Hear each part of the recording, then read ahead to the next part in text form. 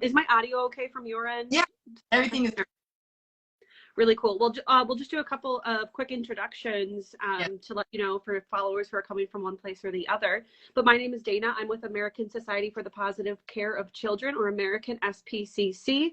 And we are a nonprofit dedicated to ending child abuse, to helping parents with positive parenting, knowing that often abuse, maltreatment comes in generational cycles. And so really a way to prevent that is to really lift up families, empowering them and empowering parents and caregivers. So that's really our mission, is positive parenting and all of the data and research that supports how to do that. So we are so excited, Dr. Cindy Hovington, to have you on our channel today.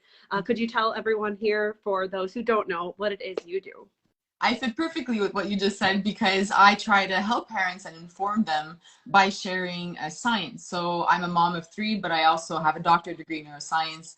And I launched Curious Neuron many years ago I had a blog first, and then that moved into Instagram and a podcast. And my goal is really to take all this research, like the ones that we will talk about today, to turn it into something digestible and applicable for parents, because there's just so much out there that we could use to inform ourselves, and then we do what we want with it. But just as long as we have something that we can inform ourselves and really use that to apply to our parenting. So that's my goal with Curious Neuron.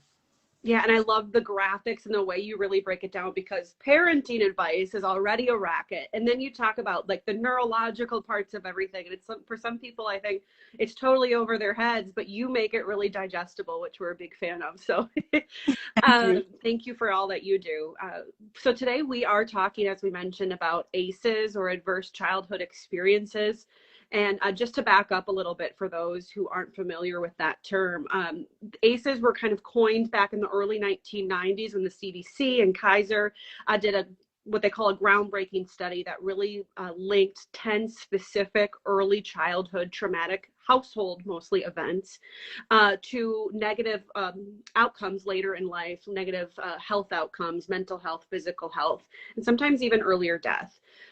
So it was really groundbreaking in the sense that it was starting to look at our childhood experiences as having a direct potential impact to how our future lives work and how successful we are, which when you think about it is somewhat intuitive, but to see that hard data, I think, put a lot of awareness behind it. And in recent years, it's really picking up steam, talking about how our past as a child really defines us today.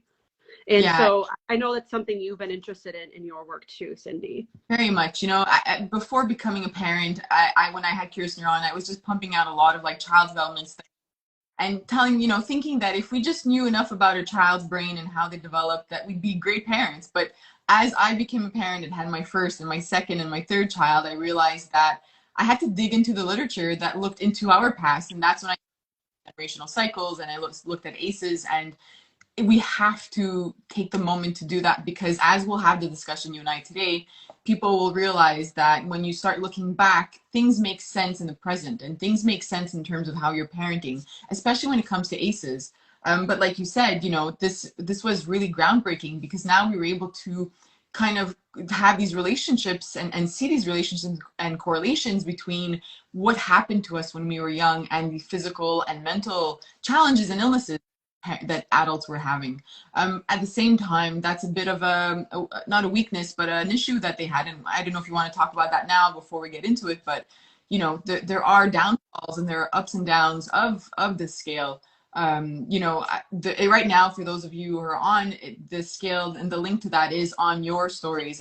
I'm glad that you guys put that up, because you have that on your website, because it just takes a few seconds. There are these 10, and if you score 4 or more on the scale, then according to studies and research, you have a higher chance of, mental or physical ailments and illnesses. So, as an adult looking at that, you're like, well, that's great. Now what? Right? Like, with all this, and what does that mean for my child? What if we're going through many of these in our house right now? That's one of the problems, right? Because you don't know what to do with all this. Secondly, when you look at the scale, it's so hard to define all of the issues and all of the adversities that a child can have in their lives with just 10 questions. And that's something that you and I had spoken about, there's so much more, and there are studies there are studies with lists of questions that we could be adding, which goes out into the community, which goes out into racism, which looks at gender issues with young children, which looks at just about everything else, bullying and so on, that could definitely have an impact on how a person is developing. So we need to look at the big picture as well. And what is this telling us now? Well, number one, it's telling us that these are sort of things that could be potentially preventable if we could try as parents to create an environment for a child that feels safe, that is predictable, and that is nurturing. Those three important factors, which Dr. Bruce Perry talks a lot about, right? These three factors, very highly covered in research, are what a child needs. Another conversation would be that in society, I think we've forgotten about the importance of these three things, and we've kind of placed a lot of importance of things and objects and items within a child's environment, but they really need that. And then when you look at the safety and the predictability and the nurturing aspect, a lot of that comes back on us, right? So the nurturing aspect, if we ourselves experienced, an adversity as a child, we might have trouble connecting with our child, with our newborn, with our baby. Sometimes I speak to new moms and even moms who tell me about their husbands, their partners that are struggling with connecting. Knowing that the ACE exists and knowing that perhaps something from our past is causing this lack of connection, it's a good start to say, where do I begin the work? What can I possibly do to try to heal, to build this bond with my child, to become more nurturing? So I definitely think that that's an important part of the ACE, although there are ups and downs and positive and negative aspects to it. It definitely helps us start the work and pinpoint what can we work on for ourselves so that we can improve our own child's environment and improve how we're parenting. That was a lot in one sentence. Oh no, and I just love how you said that too. It's a starting point. It's not perfect. And since the early 90s, they've talked. I think there's a study that's called the Philadelphia ACE study. Yeah.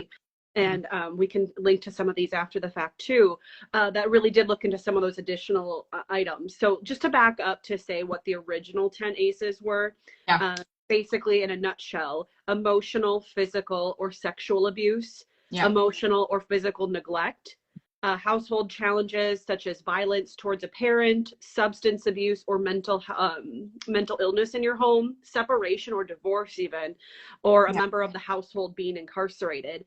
And so, like you said, looking at this and seeing that you might have a score, you might have 1, you might have 4 or more, which brings you into, according to researchers, that next tier of concern.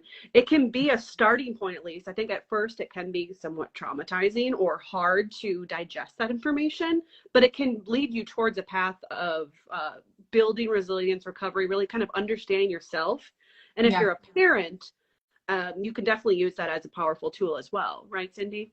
Exactly. Yeah. And, sometimes as a parent, well, one of the most common things or questions I get from parents is, how do I change my child's behavior? They're screaming and they're having really big tantrums, and it's every day, and their behavior is just disturbing to the household. And I always go back to the parent, and not saying that it's on the parent, but let's look at, how you're responding to them. Let's look at what the environment looks like, because perhaps it's the bigger picture. Perhaps it's the home. Perhaps it's something at daycare. Perhaps it's another caregiver in their home. So looking back at all of that. But when we do look at the parent and you realize, I am yelling all the time, is it because I'm just tired or stressed right now? Or have I been doing that since they were born? Have I been feeling triggered by them crying? Have I been feeling incompetent as a parent and feeling that I just can't do any of this? Then that paints a picture of, okay, where do I begin on the work with myself, and how do I, go about all this? Because sometimes when we do look at it through the ACE lens, right, you realize there's been a biological impact to my system. So an ACE means, right, we get the score, like you said, 4 out of 10 means that there's a higher chance. But what does that mean in terms of the brain, which is what I like to bring it down to? It just means, well, not it just, it means a lot of things, but one of the impacts is your stress system. So, if you think about the 3 things that I mentioned before, safety and predictability and nurturing, all those 3 aspects really help a baby's brain develop into a stress system that's healthy, that understands that there are stress system, but is able to bring it back down because, you know, our system reacts in fight or flight. If I see a bear right now, I will run faster than I've ever run before.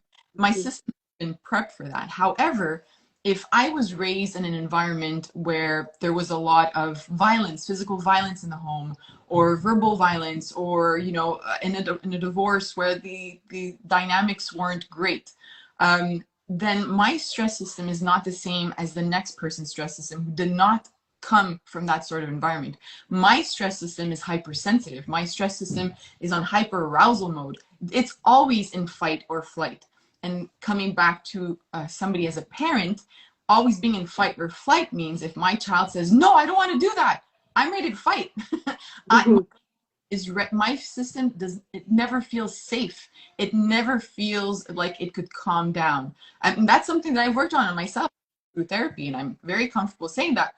Having a PhD doesn't mean that I don't come from any childhood adversities, you know, and I want to say that because sometimes parents are watching this or learning from this and feeling like maybe I should know better, maybe I shouldn't be yelling. But if your system was developed in a certain environment, you don't have control over that, and you have to pinpoint it and figure out what happened to be able to retrain your system. So the good part is that we do have the ability to go back and to try to give our brain and our system new ways of dealing with stress. So that's possible. Cognitive behavioral therapy is one of them.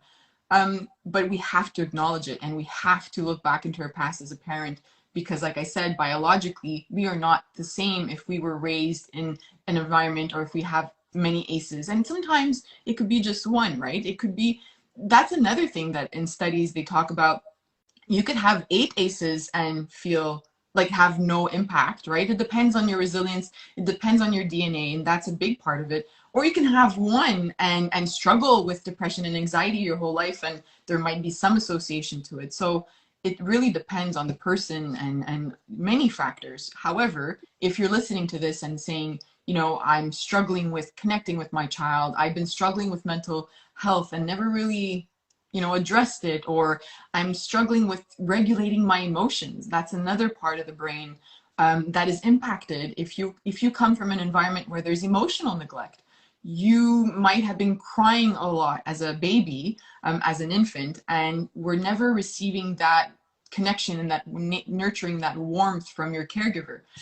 So if your system, again, is hypersensitive and the stress system is up, but also your ability to manage emotions, which is connected with that, was never regulated by somebody on the outside. So your system never knew how to do that. So those are two really important things as parents, because one, the stress, being hyper aroused all the time and anything triggers you. And the second one is not knowing how to manage your emotions, and those negative emotions are uncomfortable and you don't know what to do with them. So how can you help your child to regulate and manage theirs if you don't know how to do it with yours? And again, that doesn't mean that you've done anything wrong. It just means that pinpointing that begins the work. It's the first step. Absolutely. And just to like back up, I find it fascinating even to stop and think what happened to us as a kid, even as a kid before 5, before our memories can even jog back. Our brain architecture likely was formed by experiences, and the level of stress that those experiences caused us creates a bigger impact on our brain. So it's not just like that, maybe your brain's triggering memories. It's physiological. It's really embedded in you. Exactly. Yes. I had heard from a parent once that, well, they were wondering if the environment that wasn't the best in their home, if it would impact a 2-week-old. And they said, you know, they don't really understand what's happening in the environment, right? So whether there's yelling and screaming or physical violence, will it actually have an impact on them? And the answer is yes. And I know that it's hard to hear that because you want what's best for your child and you might not have control with the environment you're living in right now. But it does impact them. Like you said, it's not about like being aware of what's happening, it's physiologically. Even there was a study that showed that a baby that's sleeping, that hears a very intense, very angry argument in their environment, their heart rate goes up and their breathing rate goes up. And those are the physiological aspects that you were talking about. And when that's going up because their stress system is responding to it. So they don't have to hear the words, but the tone and the how loud it is impacting its system. So yes, it doesn't matter how old your child is, 2 months, 2 weeks old, or 2 years old, they will understand what's going, even if they don't understand what's going on in the environment, they're feeling it. So we have to keep that in mind. I think question. Oh, did you see one? I saw, but it's gone. It's too high up and it's not allowing me to scroll. I don't know if you. Bummer. Yeah, if you can resend the question, please do.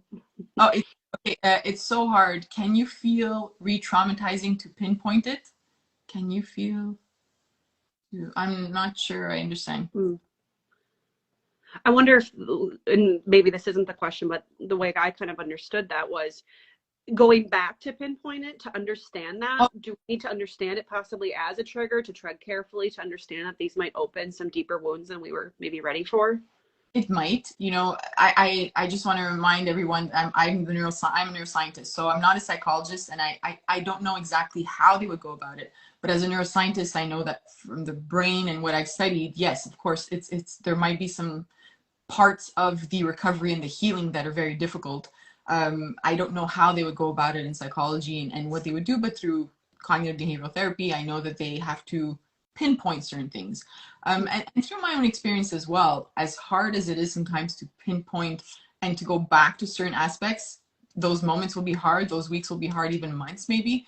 But then the healing begins once you've addressed it to a certain point. So it's part of the healing, I think, in my opinion, but it might not be a psychologist. I mean, I don't know.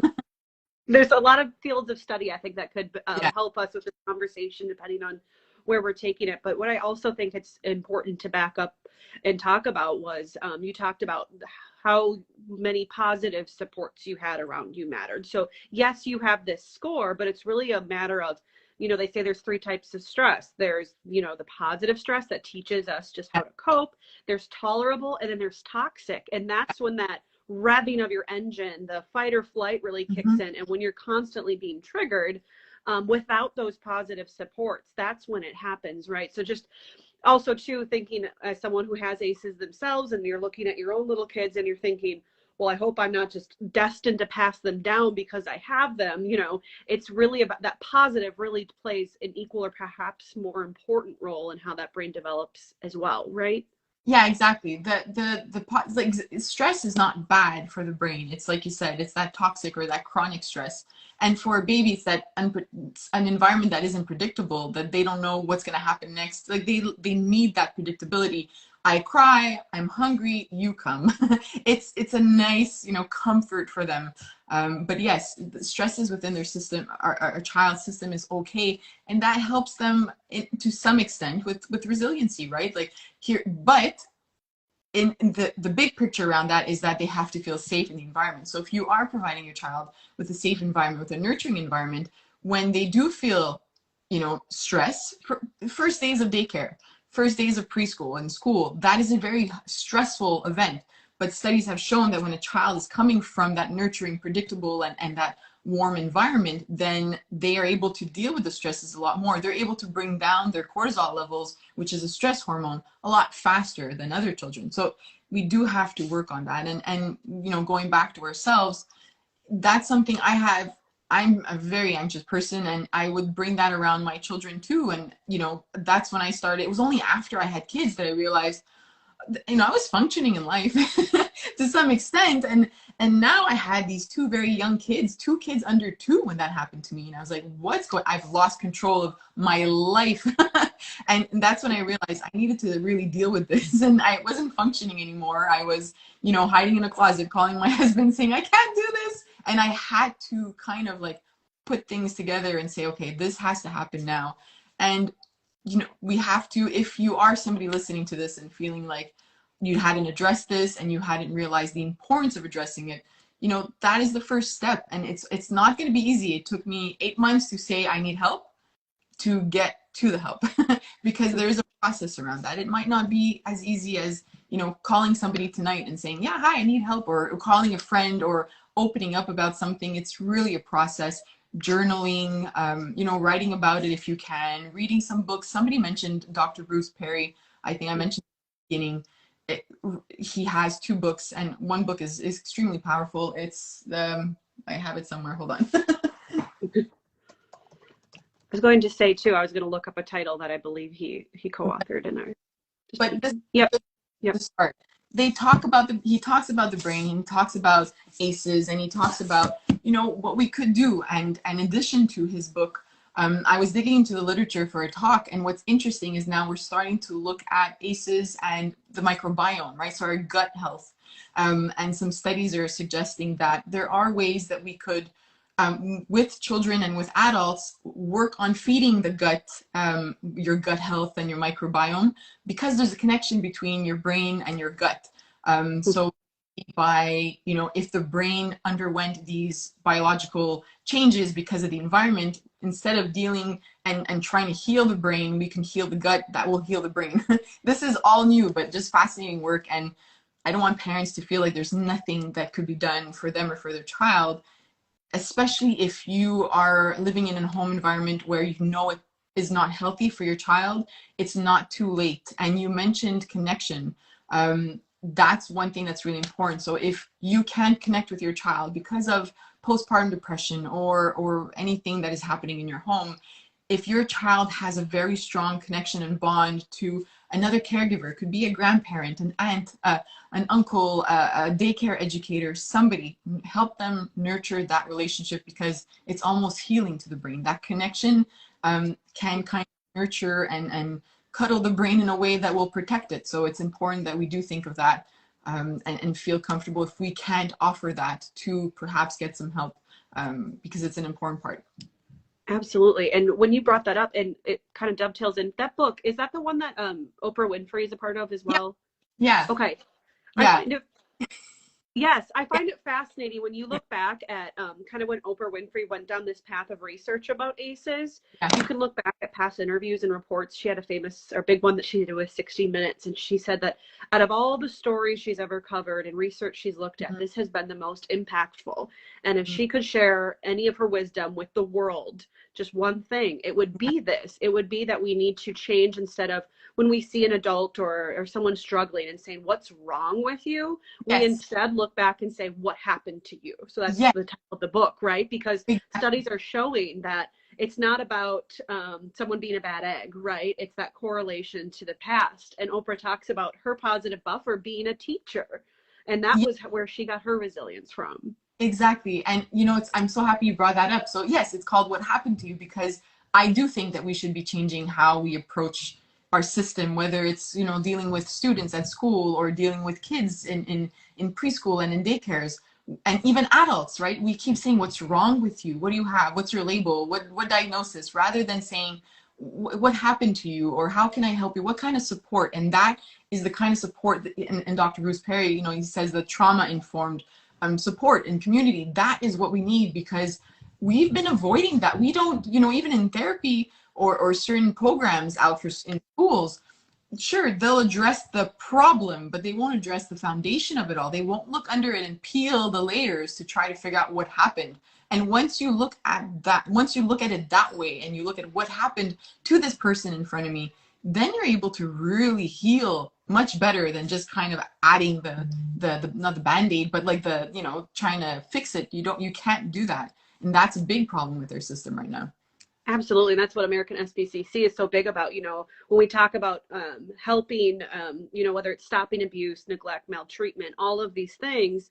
Well, when we really think about a solution to that problem, we have to go back and back and back to that prevention angle. And often that is then, how was that person's childhood that, you know, had the trouble that we're talking about?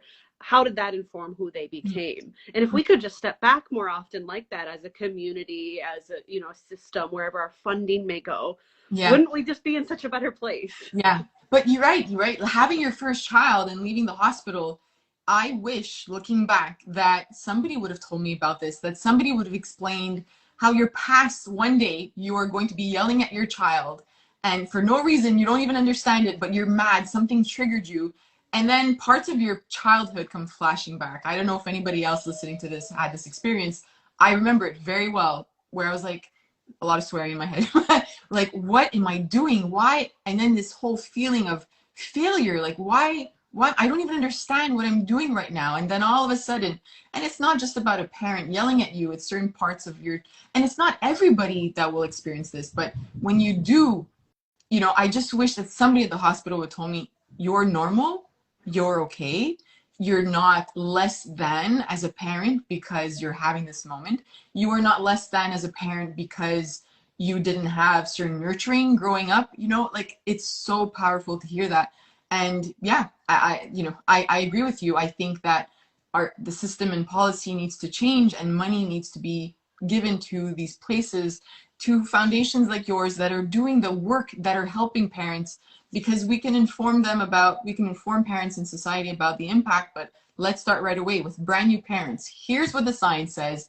Here is what you should be doing as a parent expecting your first child. Dig into your past now, not in 2 years after you have your child and they're having their tantrums and you have no idea what to do and you're feeling triggered and you can't co-regulate your emotions, and manage theirs. It's a lot to handle at the same time. So much that I really wish way back during pregnancy that there would have been some sort of, like, I don't know, a sign or some one page in the booklet, right? Yeah, just one page, right? I knew everything, what to feed the baby, how to hold them. You know, we got all that. And even the courses here, I'm from Canada, and the courses were all about holding the baby properly. And I get that. That's very important. They never asked me how I was doing, because even with my second child, I had no idea I was falling into a depression because of burnout. And I was crying thinking, it's hormones, not even realizing that I mean, it was intense. And like the thoughts that were going through my mind, like, it's not me, but I'm tired and I'm pregnant. I wish that there was more communication about that. And I make it a point for myself to open up about it. Even, you know, hormone changes after breastfeeding, and you finish and all of a sudden you're in a depression again and you're like, what just happened? My life is fine, and you feel the guilt and all of that. So we really need to open up these conversations a lot more, because then somebody out there won't feel alone, or somebody out there will say, hey, my friend or my family member, you know, I know they had a bit of a struggle and now they're expecting. I'm just going to have this conversation about ACEs, and I heard it through, you know, the American SPCC, and I now I understand what's going on. These conversations will have more of an impact at that point. So I really think we have to continue these conversations. Absolutely. And it's great to see, you know, when you Google ACEs quiz, one of our results, our quiz at American SPCC will likely be one of those top results. And we see over 2,000 people usually taking that a day. And my hope is that that's a part of awareness, but that they all are also knowing that they're not their number, that the number does not define them, and go towards some of our resources or wherever that may be, that talk about building resilience, that talk about, you know, Cindy, you talk about it's correlation, not causation. It doesn't write your history, but there's, you know, it's that catalyst to bring you down a deeper discovery. Yeah, exactly. And it really is important for parents to remember that, because like you said at the beginning, you know, maybe you never heard of ACEs and you're going to head on to your website now and you get a score of 4 or 5 and you're like, whoa, hold on a second. I had no idea that whatever I had gone through really could have an impact. And you might even say, but I'm fine. Or you might say, well, that explains it, right? So there might be two aspects to the thoughts or something that happens. And it's not easy sometimes to see that, but like I said, I hope that for parents, and I hope more and more people take it, because the more you understand yourself as a parent, the more you will be able to we do have to take the time to look into our past, and we do have to take that time to do this quiz and to understand how our childhood impacted how we are, because it'll influence how we're parenting our child. Absolutely. Knowledge is power, right? I know that, like we said, it can be a difficult knowledge to gain, but it's really hopeful to see a lot of people really be interested in this. Yeah. And so I don't know if you noticed any questions come through, but I feel like that was a really good spot to kind of wrap up, because we kind of cushioned it a little bit by talking about what ACEs are, by talking about why it doesn't define you, but how it really helps you understand some of the things that you might be going through as a parent. And it can be empowering to learn that. And like you said, to maybe go talk to a friend about it, who maybe is expecting or they're having a hard time. It can be a really powerful tool. Yeah, exactly. I don't know if you in your question box if there are extra questions on your live on your end. Usually I'm the one. So I was about to click. Oh, Um, are you okay? Well, are I'm there kind of a IG live noob here, so let me just scroll and see. Lots of let's see. if you click on them, they should show up on your end. I think you can read the question, and everybody else watching could see the question. We'll turn the live into a Q&A. Okay, Cindy. So where would I find that on? Oh, here we go. We didn't get a new one. No, we're good. Oh, We okay. covered it all. We Okay. covered it all. Oh wait, I did get one on a chat over here. How do I say no to a 20-month-old for constantly wanting to be held all the time? And I imagine, you know, that can be, I know it's may or may not be about ACEs, but whether it is or isn't, I can bring that up to you to say, you know, how under 2, if they want to be held all the time, it's triggering to you and you're having a hard time, where do you even go from there? Yeah, that's a common question as well, and it's hard to answer because, like you said, is it just a moment? Is it just because they're going through something different at school or not at school, but at daycare? And is there like a relationship that they're building with somebody else? Because if they're just starting daycare, then a child will be very stressed and you'll have to connect with them a lot more at home. So sometimes that changes the dynamic of your child and how much they want to connect. If they're sick or if they have, like I think the person said in the question, especially when they're sick, of course, I think I want to cuddle more with people when I'm not feeling well. It feels good. They want to feel nurtured. So it goes back to a child, you know, needing to feel safe and having a predictable environment and feeling nurtured. They just want to feel that within you, within your arms, right? So on the other end, like you said, it could be hard for us, especially if we're not used to nurturing or whatever our past was, and if we are struggling with that. But you have to take care of yourself first. Obviously, if your child is in your arms the whole day and you can't get things done, I get it. You have to put the child down. Let them know that you're there, you know, like place them close to you. I would use a baby carrier or put like a little chair next to the kitchen when I had to cook. And I would sing songs and show them like a spatula or my tomato. I'm cutting a tomato. Look at my tomato. And then find ways to keep your child close. I just want parents to know that a child, especially when they want more connection, it's not coming from a place of trying to get you uncomfortable or just like even tantrums and big emotions. It's coming from a place of communication. So whatever that is, they are communicating something. So we do have to look at the bottom of it.